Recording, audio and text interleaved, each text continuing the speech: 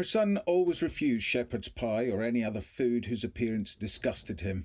Spongy white tripe, soft penis-like sausages, stuffed sheep's hearts with their valves and little arteries. When one of these came before him, he poked it uncertainly with his fork and said, "I don't want it." "Why not?" "It looks queer." "But you haven't tasted it. Taste just a wee bit for my sake." "No." "Children in China are starving for food like that." "Send it to them." After more discussion, his mother would say in a high-pitched voice, "You'll sit at this table till you eat every bit." Or, "Just you wait till I tell your father about this, my dear." Then he would put a piece of food in his mouth, gulp without tasting, and vomit it back onto the plate. After that, he would be shut in the back bedroom. Sometimes his mother came to the door and said, "Will you not eat just a wee bit of it for my sake?" Then Thor, feeling cruel, shouted, "No," and went to the window and looked down into the back green.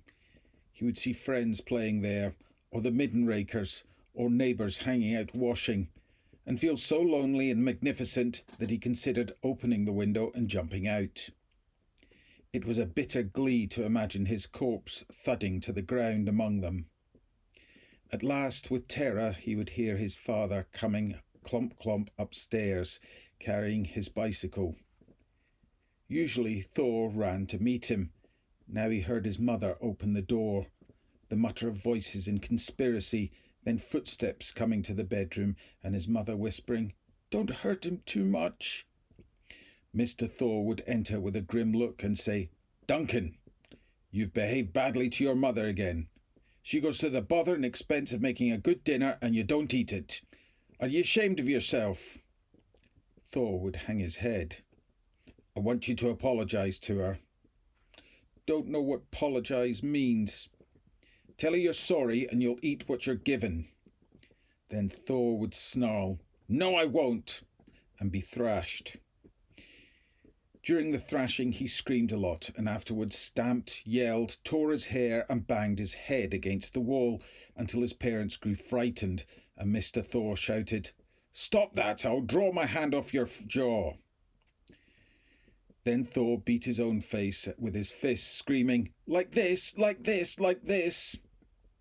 It was hard to silence him without undoing the justice of the punishment. On the advice of a neighbour, they one day undressed the furiously kicking boy, filled a bath with cold water and plunged him in.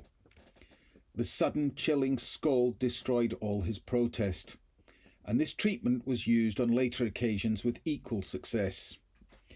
Shivering slightly, he would be dried with soft towels before the living room fire, then put to bed with his doll. Before sleep came, he lay stunned and emotionless while his mother tucked him in. Sometimes he considered withholding the good-night kiss, but could never quite manage it.